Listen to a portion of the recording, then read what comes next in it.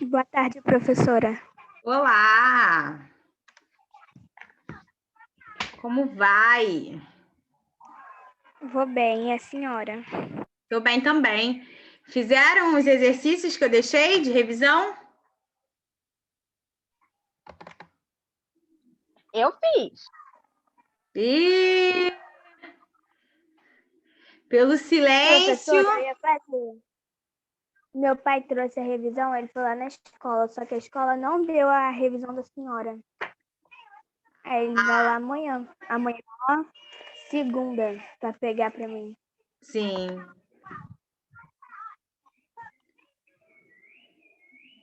Quando que ele foi? Meu pai ainda vai trazer imprimida. Ele foi ontem. Hoje. Ah, mas o que acontece? A revisão tá na plataforma para vocês copiarem no caderno. É para copiar as perguntas no caderno. Ah, tá.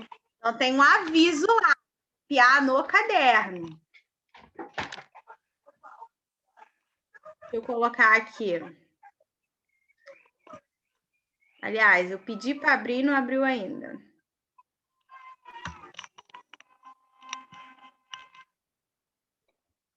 Agora vai.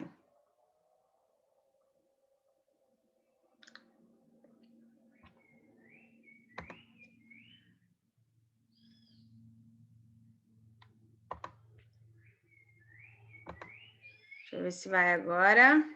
Tia, enquanto Oi. você tá aí abrindo, eu vou pegar água rapidinho, tá? Tá, tranquilo. Zalza, cadê a câmera?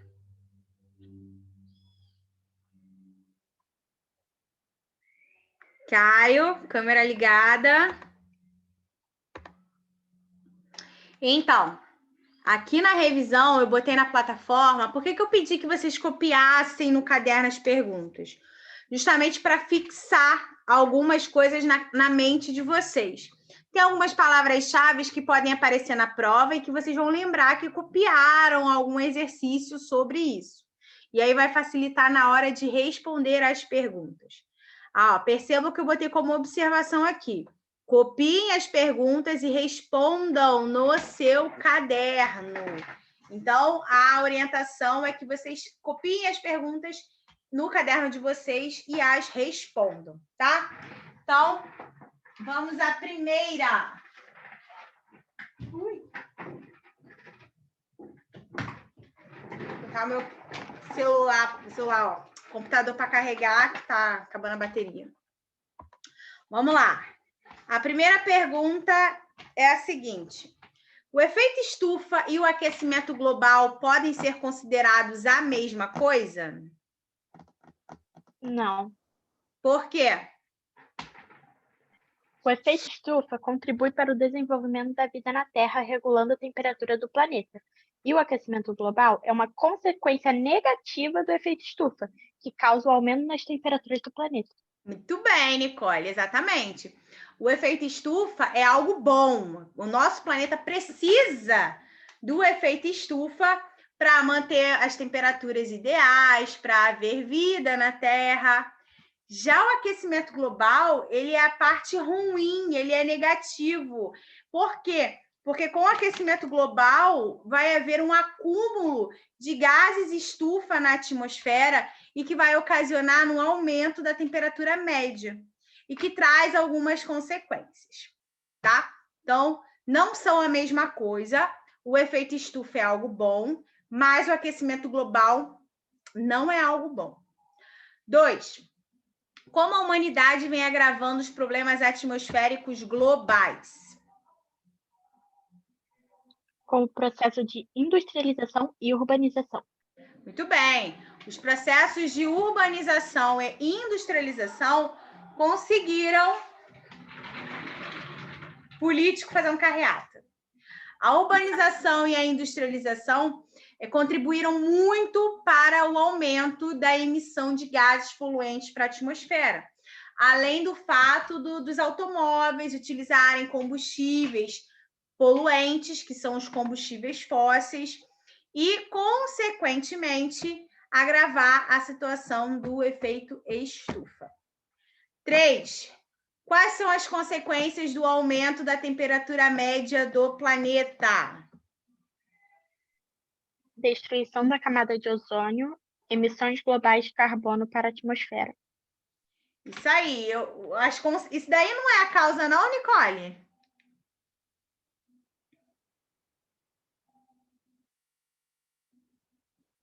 E aí?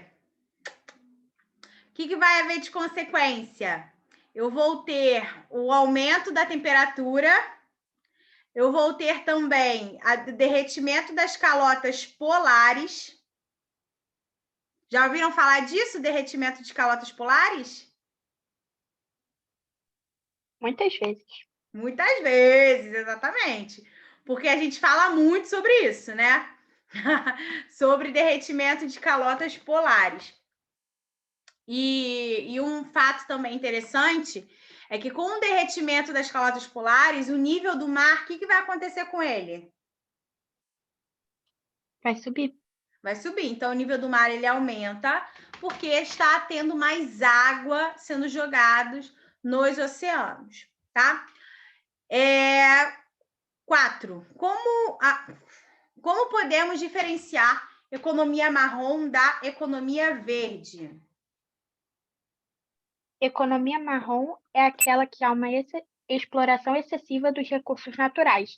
A economia verde reduz os riscos ambientais e a escassez dos recursos naturais. Muito bem. A economia marrom, ela vai ser aquela em que vai haver a intensa utilização de combustíveis fósseis, não vai haver um pensamento sobre o meio ambiente, eles não pensam sobre o meio ambiente, eles querem mais é ter lucro, lucro, independente do mal que esteja fazendo a natureza, tá? E um outro fator interessante é que países que praticam a economia marrom, como os Estados Unidos, são países fortemente industrializados. Tem muitas indústrias ali. E esses países não pensam em um desenvolvimento sustentável, que é aquele desenvolvimento que respeitando as gerações futuras, utilizando de forma responsável os recursos naturais, tá? Enquanto que a economia verde são países que usam energias alternativas, são países que incentivam o transporte coletivo, né? Usa ônibus, usa metrô, bicicleta, né? A bicicleta ali que você pode alugar por 15 minutos para ir de uma parte a outra. Então, isso são estratégias usadas na economia verde. 5. Para um país ser considerado praticante da economia verde, quais estratégias ele adotará no dia a dia da sua população? Eu sei só uma, tia. Pode falar. Utilização de energia renovável. Ótimo, energia renovável, fazer campanha de conscientização para uso de transporte público. Imagina se todo mundo que tem carro resolvesse sair ao mesmo tempo no mesmo dia. Olha a confusão que seria. E olha a quantidade de poluentes que seriam liberados para a atmosfera. Um outro exemplo também, uma outra medida que pode ser adotada é preservação de florestas, campanhas de reflorestamento. Todos esses são exemplos de práticas que podem ser adotadas por países de economia verde. A Suécia, por exemplo, na videoaula eu falei que a Suécia foi o país que utiliza o lixo para gerar energia. E a Suécia conseguiu exterminar o lixo. Tanto que ela tem que importar, trazer de outro país o lixo para gerar energia ali. Então, isso é um exemplo de economia verde. A Suécia não usa petróleo, não usa derivados do petróleo, porque o petróleo é altamente poluente. Então, esses são exemplos de estratégia. Você estimular a população a utilizar o transporte público, você pensar em geração de energia renovável, fazer campanhas de reflorestamento, reduzir o desmatamento, tá bom? 6. Diferencie a agricultura de subsistência da agricultura comercial.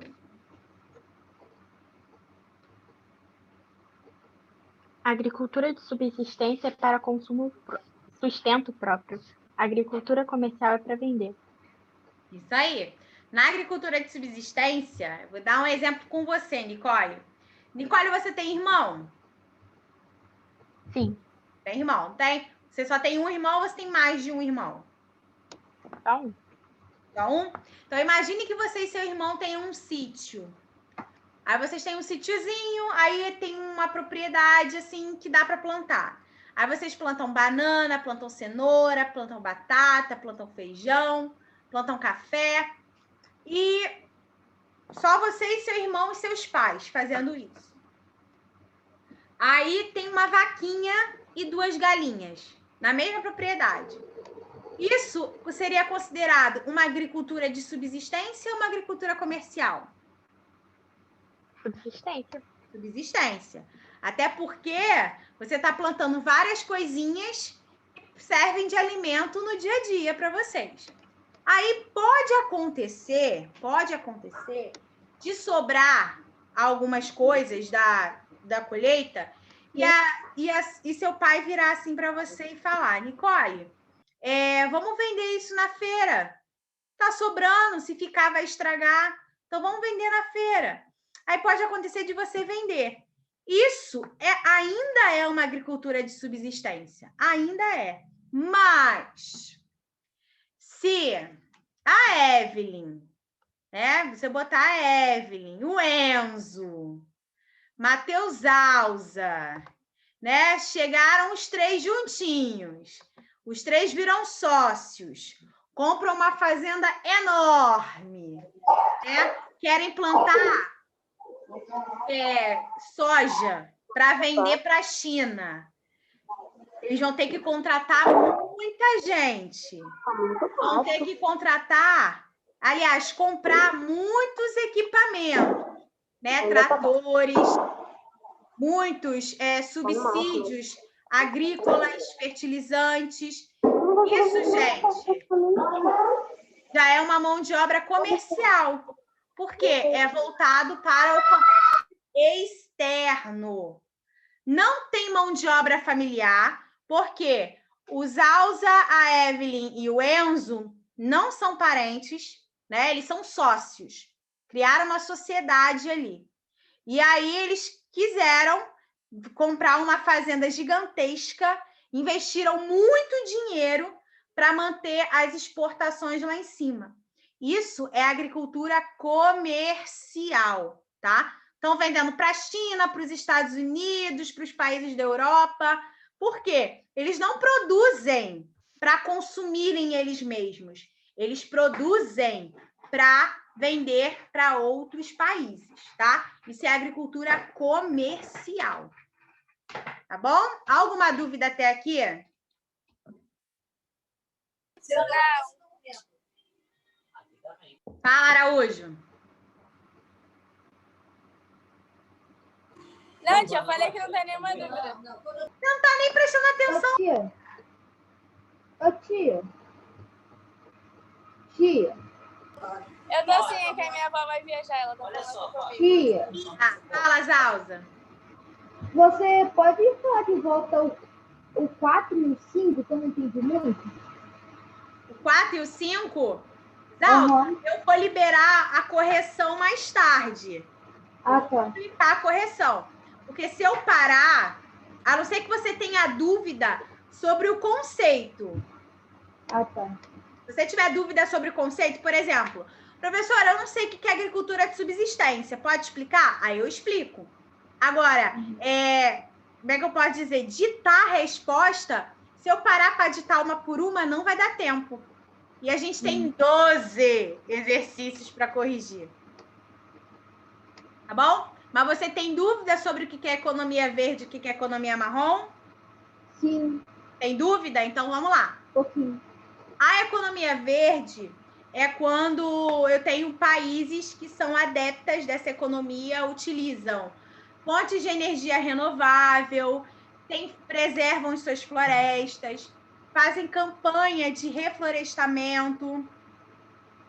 Agora, a economia marrom são aqueles países que são altamente poluentes, aqueles países que utilizam combustíveis fósseis, incentivam que as pessoas saiam de carro e transitem para lá e para cá, né? Tem muito congestionamento, tá? Então, a economia verde, ela preserva o meio ambiente. A economia marrom, ela não preserva o meio ambiente, ela não tem preocupação com o desenvolvimento sustentável. Tá? Entendi. Entendeu? Deixa eu só ver uma coisinha aqui, gente.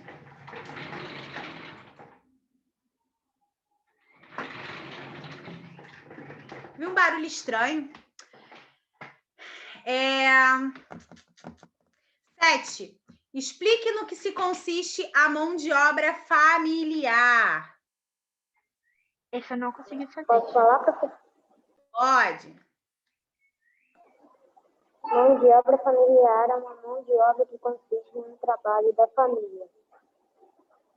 Isso aí. A mão de obra familiar é quando a própria família está envolvida ali no processo produtivo. Vamos lá, tem seu pai, tem sua mãe, tem seu tio, tem seu primo, tem cunhado, todo mundo está envolvido ali na produção. Então, isso é chamado de mão de obra familiar. A mão de obra familiar, ela vai aparecer mais na agricultura de subsistência ou na agricultura comercial? Subsistência. Correto, na de subsistência. Perfeito. Então, alguma dúvida sobre isso? Então, próximo. Identifique quais são os modelos de pecuária existentes. Explica a diferença entre elas. Maria Eduarda Araújo. Calma aí, tá rindo, gosta de pecuária.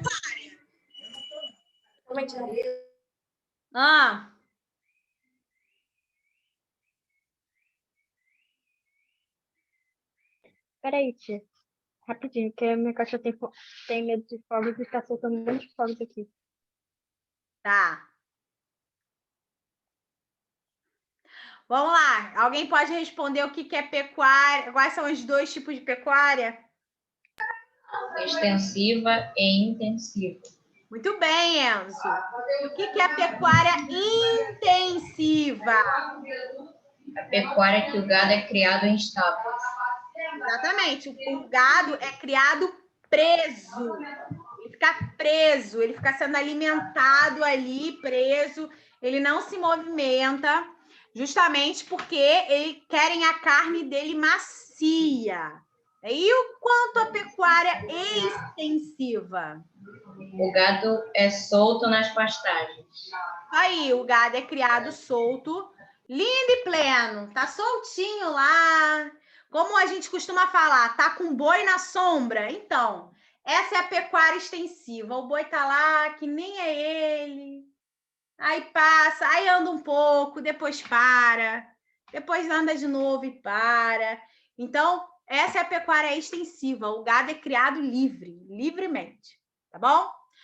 Entendida a diferença de uma para outra? Sim?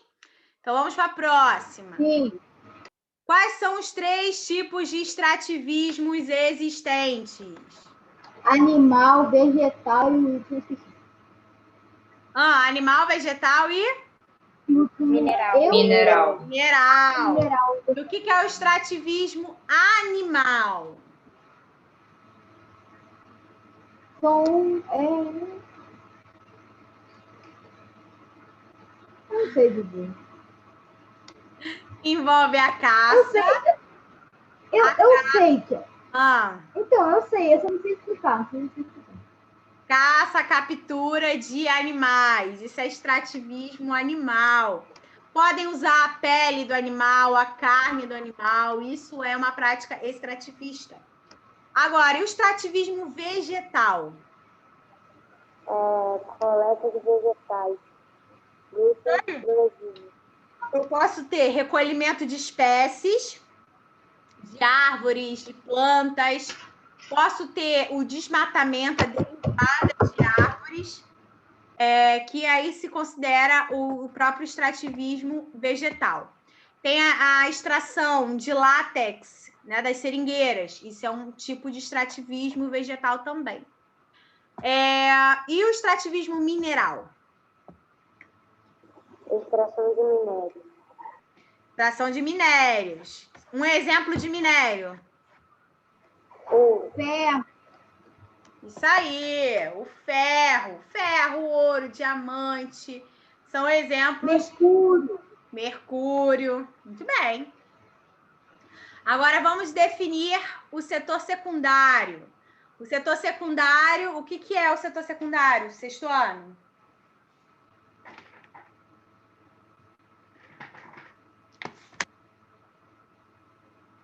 não sei explicar. Setor secundário é o setor de transformação do quê? A matéria-prima? Perfeito, Enzo. Transformação da matéria-prima. E quem fornece a matéria-prima? Qual é o setor? Primário. Quantos setores da economia nós temos? 3. Quais são os 3? Setor primário, setor secundário, setor terciário. Isso aí, ótimo. Então, já sabemos o que é o setor secundário. Então, se há transformação da matéria-prima, então está envolvida a indústria. E a indústria, ela é classificada de 3 maneiras. A indústria de base, a indústria de bens intermediários e a indústria de bens de consumo. E o que é a indústria de base? Indústria responsável por produzir matérias-primas. A indústria de base, produção de matéria-prima. Mas a matéria-prima seria a processada, não é? Como aço, alumínio, não é? Porque essa matéria-prima, por exemplo, a agricultura pode fornecer matéria-prima, mas não é indústria de base. Entendeu? A gente pode melhorar isso aí. A indústria de base é aquela que fornece a base para o desenvolvimento de outras indústrias. É responsável por produzir matérias-primas processadas pela indústria, né? Como siderúrgicas, metalúrgicas, mineradoras, petrolíferas, tá? Então, quando for botar matéria-prima, bota matéria-prima processada. Indústrias de bens intermediários. Abastece os outros setores da economia. Perfeito. Alguém pode dar um exemplo de indústrias de bens intermediários? Um produto? Posso? Shampoo, Oi?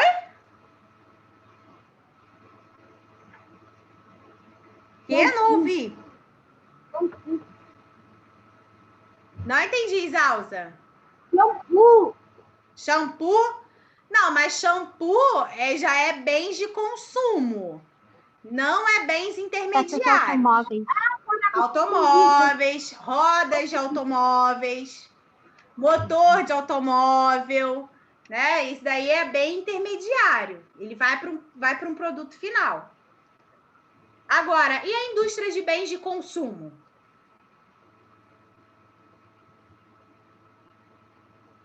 Vende para os consumidores finais. Os bens de consumo é responsável por produzir diversos produtos que chegam a nós, que somos os consumidores finais. Podem ser classificadas de duas maneiras: bens duráveis e não duráveis. E o que são bens duráveis?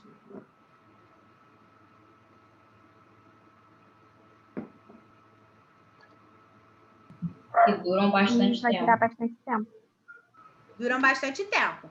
O computador que vocês estão tendo aula agora, computador, celular ou tablet, é um bem de consumo durável ou não durável? Durável. Agora, o Durável. material escolar que está aí perto de vocês. Eu acredito que os meus alunos estejam com material escolar aí, né? Acredito, né, Maria Eduarda? Eu tô fora de casa. Né, Maria Eduarda Araújo? Você tá com seu material aí, né? Então, o material escolar, ele é um bem de consumo durável ou não durável? Não durável. Depende. Depende? Especifique, Nicole. Tia, depende. Dura Um lápis. se cuidar. Você pode perder um lápis em um dia ou você pode ficar com um lápis durante um ano. Nossa, esse lápis durou muito. Você não apontou ele durante o ano. Aliás, Não, é não durável, então, né? Ele não dura. Ele não dura assim. E eu uso um lápis por ano. você usa um lápis por ano, nossa, se deixar, eu uso o lápis assim, um por mês. Eu aponto, faço as coisas, depois aponto de novo. Sou igual. Então, Foi igualzinho. Então, não tem como um lápis durar tanto tempo comigo. Pode ser que com outras pessoas durem, mas comigo o lápis não dura. Borracha não dura. Deixa eu ver outra coisa que não dura comigo. Apontador. Então, apontador já dura. Já tô há uns 3 anos com o mesmo apontador. Então, assim, Mas que marca-texto não dura. Quando cai no chão, eu perco ele de vista. Canetinha também não dura. Não, material escolar nada dura. Eu acho que esse ano tudo durou para vocês, né? Não, tia, nem Não. nada. Eu nem Tudo usei. durou, não tia. Tudo durou. Tudo durou. Então, bens de consumo duráveis e não duráveis. Duráveis eu tenho eletrônicos, eletrodomésticos. Não duráveis eu tenho alimentos, roupas, remédios. Remédio também é não durável. Você tomou um remédio, acabou, né? Não tem mais vida útil ali para aquele remédio, porque você já consumiu. Então, essa é a diferença de um para o outro. 11. Cite 3 exemplos de fatores locacionais. Mão de obra, Correto? disponibilidade de recursos Sim. e a quantidade de pessoas para comprar. Mercado consumidor. Perfeito, Rodrigo. Muito bem. Além disso, eu tenho matéria-prima, tem também transporte, facilidade de transporte, incentivos fiscais. Às vezes, prefeituras oferecem algumas vantagens para empresas irem para a cidade deles. Então, isso são exemplos de fatores locacionais. Fatores locacionais são fatores que favorecem a atração dessas indústrias Energia. e seu desenvolvimento em determinado lugar. Fala, Enzo. Energia. Energia. Ó, perfeito que você falou, Enzo. Olha a situação do Amapá. Como que será que estão as indústrias lá no Amapá? E lá tá sem água e luz. Gostaram. Isso aí. Tem água, sem luz. Tem pessoas que perderam todos os eletrodomésticos da casa, né? Porque fica nesse rodízio de liga e não liga energia. Já perderam geladeira, perderam eletrônicos. É muito sério, gente. Então, a energia também é um fator locacional muito importante. disponibilidade de água. Zalza, eu acho que seu cachorro já sabe muita geografia, né? Eu estou preocupada com você.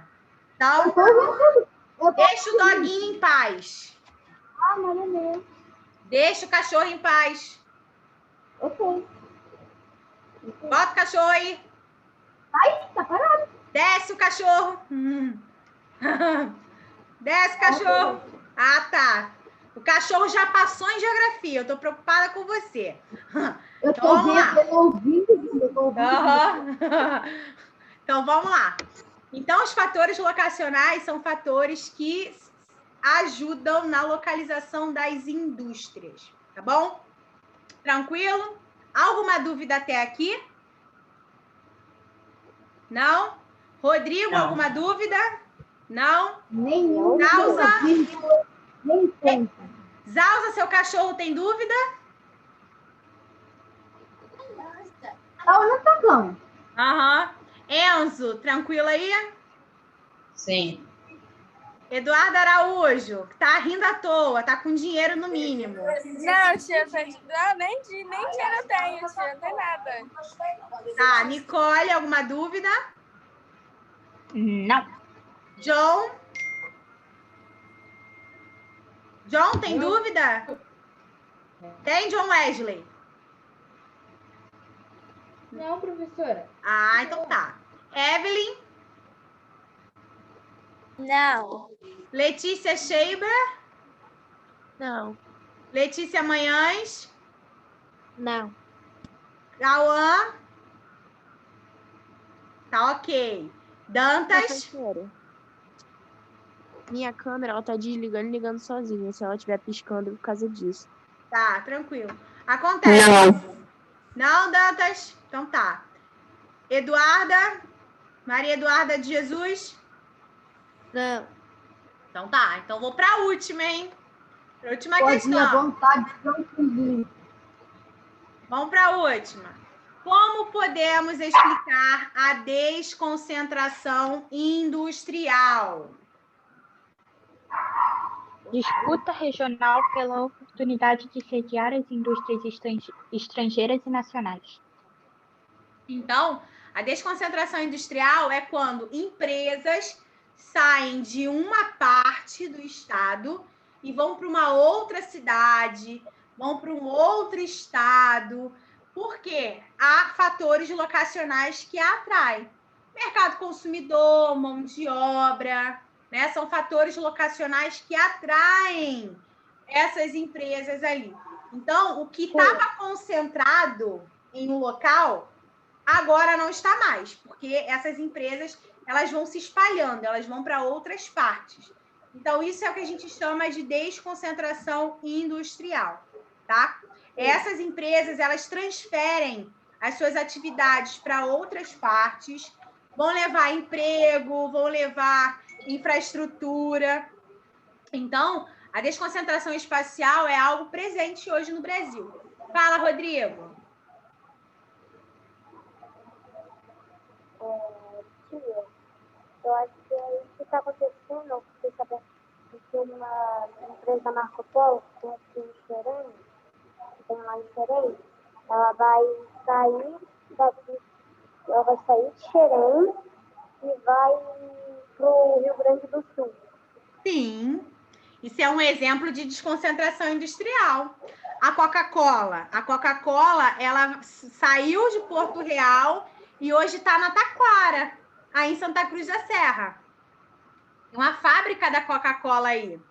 Isso é uma desconcentração industrial. A Marco Polo, como você falou, encerrou as atividades em Xerém e está indo para o Rio Grande do Sul. Por quê? Provavelmente porque o Rio Grande do Sul ofereceu alguns incentivos, alguns benefícios para essa empresa ir para lá. Então, isso é uma desconcentração industrial, tá? Tranquilo? Favorável? Favorável. Favorável. Mamou com abacaxi, mamou com goiaba. Então, vocês vão gabaritar a prova? Aham. Eu fiz cada questão com muito carinho. Água com açúcar. Vocês querem voltar a algum exercício? Goiaba com queijo, não. Não querem voltar a nenhum exercício? Não. Então tá. Então vou deixar minhas últimas orientações aqui para vocês. Na semana que vem, na sexta-feira, é feriado, dia 20 de novembro, Dia da Consciência Negra. Na outra semana, já é semana de avaliação, vocês vão estar em avaliação. Na semana seguinte à avaliação, é aula normal, tá? Vai ter videoconferência, então a gente vai se ver mais uma vez. Mas a gente vai se ver com uma outra pegada. A gente vai estar corrigindo, fazendo exercícios para aqueles que ficarem de recuperação, tá? Então, todo mundo vai estar na aula, porque não vai ter saído o resultado ainda. Ainda não vai ter saído. Então, vamos ficar aqui resolvendo Mais ou menos quantas questões? Oi? Vai ser mais ou menos quantas questões? 10 questões, no máximo. Até mesmo porque eu só tenho 40 minutos de aula. Então, eu pego 10 questões no máximo. Aqui eu botei 12, porque, por exemplo, o setor primário tinha muita coisa que a gente precisava relembrar. Então, eu peguei muito no setor primário com vocês, tá? Mas, na semana após a prova, a gente vai estar resolvendo exercícios de outros capítulos, de outras modalidades. Tá bom? Tá. Alguma dúvida? Alguém quer falar alguma coisa? Não. Não? Deixei um recadinho na folhinha, que por mais que tenha sido um ano difícil, tivemos que nos adaptar, tivemos desafios, foi uma alegria imensa cada encontro com vocês, mesmo por videoconferência. A gente se conheceu no início do ano, mas no início do ano entramos em quarentena. Sinto saudades, a saudade está muito grande. E quando a gente voltar a se ver, eu vou dar um abraço em cada um de vocês, tá bom? Provavelmente vocês vão ter crescido um pouquinho, porque não é possível, né? Esse ano vocês não terem crescido alguns centímetros. E no ano Eu sou muito baixinha, não cresci, não. Tia, eu cresci e engordei. Eu também. Não. Mas eu não cresci, eu só engordei. Não cresceu, não.